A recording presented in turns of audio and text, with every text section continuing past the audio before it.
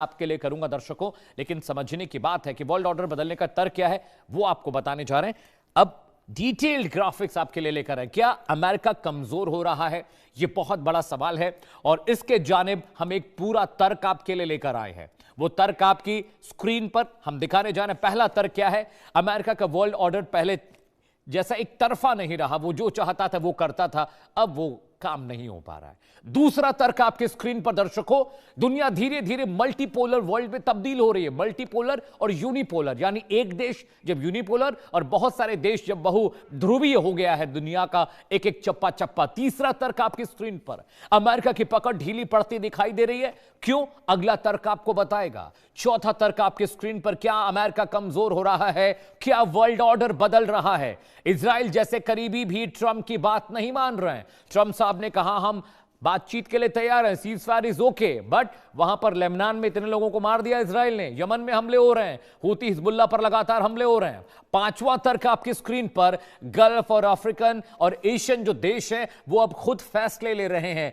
वो किसी बड़ी ताकत दुनिया के बड़े मुल्कों के दबाव में नहीं आ रहे हैं। छठवां बहुत इंपॉर्टेंट तर्क है जो आपकी स्क्रीन पर आने जा रहा है, अमेरिका डिक्टेट्स से अमेरिका नेगोशिएट्स की तरफ अब बढ़ चुके हैं। जी हां, अगला तर्क आपकी स्क्रीन पर, ग्लोबल साउथ का आत्मविश्वास लगातार बढ़ता जा रहा है। अमेरिका डिक्टेट्स से अमेरिका नेगोशिएट की तरफ वाला जो मामला था अब वो कमजोर पड़ता जा रहा है। आगे बढ़ते हैं दर्शकों, आठवां तर्क आपकी स्क्रीन पर आने जा रहा है। छठवां सातवां आपने देख लिया, आठवां तर्क क्या है? भारत, सऊदी अरब, तुर्की अब बैलेंस पॉलिटिक्स कर रहे हैं। अब उन्हें पता है कि क्या करना है क्या नहीं करना है। किसी के दबाव में आकर फैसले भी ये मुल्क नहीं ले रहे हैं, जो ये बताता है कि अमेरिका का तर्क और अमेरिका की शक्ति, अमेरिका का जो कंट्रोल है पूरी दुनिया से, अब वो कमजोर होता जा रहा है। आगे बढ़ते हैं। दोस्त दोस्त ना रहा, ये बहुत डिटेल इंफॉर्मेशन मैं आपके लिए लेकर आऊं। आपको पता है कि सऊदी अरब और अमेरिका बहुत अच्छे दोस्त हैं, लेकिन अमेरिका से नहीं, सऊदी अरब ने तुर्की से डील कर ली। एक बहुत बड़ी डिफेंस डील हुई है, उसकी इंफॉर्मेशन आपसे साझा कर रहा हूं। इन्फो नंबर 1 आपकी स्क्रीन पर है। सऊदी अरब ने अमेरिका की बजाय तुर्की से डिफेंस डील कर ली है। ये सुनते ही आग बबूला हो गए ट्रंप साहब। उन्हें लग रहा था कि F सीरीज की फाइटर जेट्स सऊदी खरीदेगा। तुर्की से 100 फाइटर जेट खरीदने के लिए सऊदी अरब ने डील की है, उनके साथ उनका अग्रीमेंट हुआ है। तीसरी इंफॉर्मेशन आपकी स्क्रीन पर आ रही जो बताती है कि अब अमेरिका की चल नहीं रही है दोस्तों गल्फ में भी।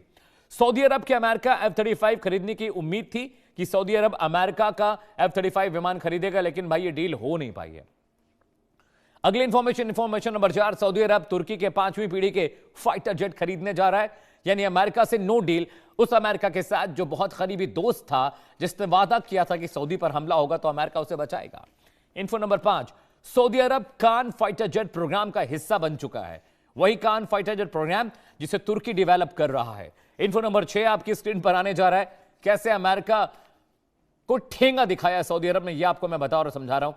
अगला इंफॉर्मेशन आपकी स्क्रीन पर आने जा रहा है, इन्फो नंबर 6, कान तुर्की का 5वीं यानी 5th जनरेशन का स्टेल्थ फाइटर जेट है, जिसके प्रोग्राम का हिस्सा अब तुर्की है।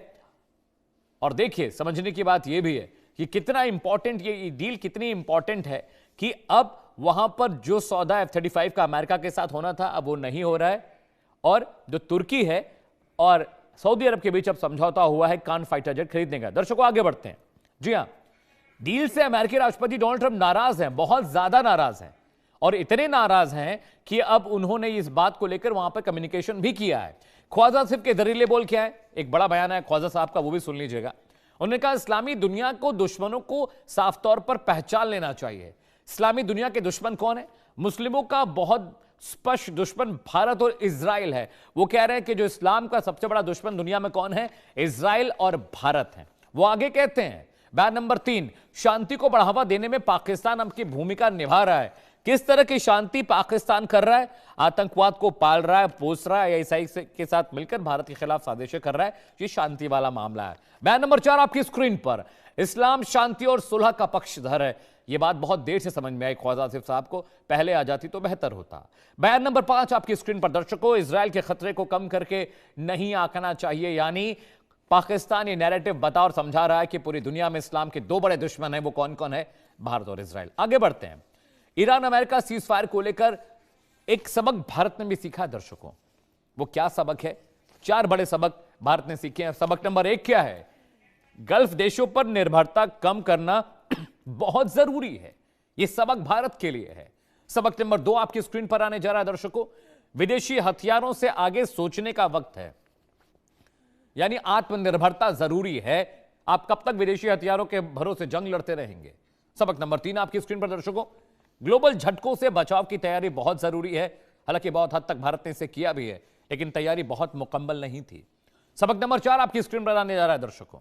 जी हां, डिप्लोमेटिक बैलेंस पर ध्यान रखना बहुत जरूरी है।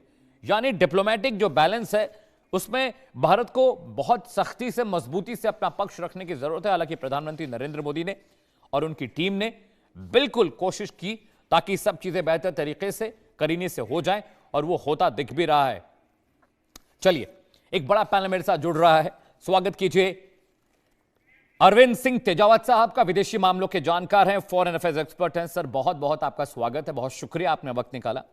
डॉक्टर रवि गोथ से अमेरिका से जुड़ रहे हैं। गोठे साहब, आपका भी बहुत बहुत स्वागत है। वजिया सईद मेरे साथ हैं, डिफेंस एनालिस्ट हैं, पाकिस्तान से लाइव जुड़े हैं। आपका बहुत बहुत स्वागत है वजिया जी। इसके अलावा मौलाना जॉन आब्दी साहब आपको तस्वीरों में दिखाई दे रहे हैं, ईरान से लाइव जुड़े हैं। आपका भी बहुत बहुत खैर मकदम है, स्वागत है। सबसे पहले वजिया, मैं आपके पास आ रहा हूं। बहुत क्रूशियल इस समय मोमेंट चल रहा है पाकिस्तान के लिए। पाकिस्तान के सेरेना होटल में सुबह से लगातार बैठकों का दौर चल रहा है। अमेरिकी डेलीगेशन वहाँ पहुँचा है, ईरानी डेलीगेशन वहाँ पहुँचा है, और पाकिस्तान के तमाम जो लोग हैं, चाहे वो ख्वाजा साहब हों, चाहे वो आपके मुनीर साहब हो, सब वहाँ पर शामिल हैं इस वक्त बैठकों का दौर चल रहा है। क्या आउटकम आपको लग रहा है? क्योंकि इजराइल तो बिल्कुल रेबेलियन हो गया है, वो तो कह रहा है हम कोई एजेंडा नहीं मानते, कोई शर्त नहीं मानते। आप कैसे देख रही हैं इसे? देखिए, मैं इस चीज को इस तरीके पर देख रही हूँ कि आप जो कह रहे हैं वो बहुत हद तक दुरुस्त भी है कि इसराइल किसी भी सूरत जो है कॉम्प्रोमाइज पे तैयार नहीं है। लेकिन उसके बावजूद आपने देखा कि इसराइल ने इतना तो किया कि जब अमेरिका ने सीज फायर का कहा, ट्रंप ने सीज फायर का कहा, तो इसराइल ने ईरान के ऊपर हमले बंद कर दिए। ठीक हो गया ना? तो ईरान के ऊपर हमले बंद कर दिए, ईरान ने फौरी तौर पर इसराइल पर भी हमले बंद कर दिए, गल्फ कंट्रीज में भी हमले बंद कर दिए, और अमेरिका भी एक साइड पर है। तो इस ईरान और अमेरिका जो है वो दोनों ममालिक तो बिल्कुल तैयार हैं। दोनों का देखिए, एक का वाइस प्रेसिडेंट बैठा हुआ है, दूसरे की तमाम तर जो क़यादत जिंदा रह गई है, वो इस वक्त इस्लामाबाद में बैठकर आपस में बातचीत के जरिए मसले को हल करना चाहते हैं।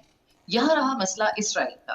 तो देखिए, इसराइल के जो अजाइम है, जो उसका तरीका वारदात है, जो काम वो कर रहा है, वो क्या सोचती है? अगर वो मुस्तकिल, आप खुद भी बताइए कि मुस्तकिल जंग से क्या हासिल होता है, सिवाय इसके कि लोगों का खून बहता है, सिवाय इसके कि आपके पैसे जाया होते हैं, सिवाय इसके कि आप वापस जो है जो तरक्की आपने की होती है वो 50 साल पीछे चले जाते हैं। तो कुछ मामलात हैं, मेरे ख्याल में अमेरिका की क़यादत ने अच्छा फैसला किया और ईरान ने भी अच्छा फैसला किया कि बातचीत के जरिए समझा जाए, क्योंकि जंग से मसले का हल कोई नहीं है। 40 दिन जंग लड़कर आज आप बैठे तो है ना बात करने, पहले भी आप बात करने के लिए बैठे थे। तो अगर आप पहले जो है कुछ बातों के ऊपर दोनों थोड़े थोड़े कॉम्प्रोमाइज कर देते, तो जो ईरान में इतना नुकसान हुआ, जो अमेरिका का नुकसान हुआ, जो इसराइल में भी तो लोग मरे हैं ना, जो जीसीसी कंट्रीज में भी तो अरबों डॉलर का नुकसान हुआ है, तो इस सब नुकसान से बचा जा सकता था।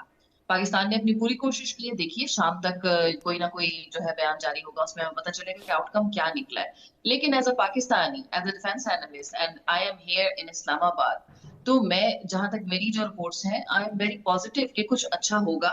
और अगर ईरान और अमेरिका देखिए आपसी जंग से बाज आ जाते हैं, तो इसराइल जो कर रहा है उसको एक बहुत बड़ा झटका पहुंचता है। इसका मतलब ये है कि अमेरिका इसराइल के साथ 100% उस तरीके पर नहीं है जिस तरीके पर उसने ईरान का साथ ईरान के ऊपर हमला करने में इसराइल का साथ दिया था। यहाँ से आपको जी जी जी प्लीज कंटिन्यू। यहाँ से आपको अमेरिका और इसराइल दोनों के बीच में थोड़ा सा रिफ्ट क्रिएट होता हुआ नजर आएगा, क्योंकि ट्रंप इस चीज को कह चुके हैं कि लबनान भी इस चीज का हिस्सा था और ये हमले जो है ये इसराइल को रोकने चाहिए थे, लेकिन इसराइल ने अपने की बात नहीं मानी। तो मेरे ख्याल से बीच में भी कुछ चल रहा होगा जिसकी कुछ ना कुछ सुनगुन हमें थोड़े दिन में मिल जाएगी या चंद घंटों में मिल जाएगी। ठीक है भैया, please stay with me. Maulana John Abdi साहब, मैं आपके पास आ रहा हूँ।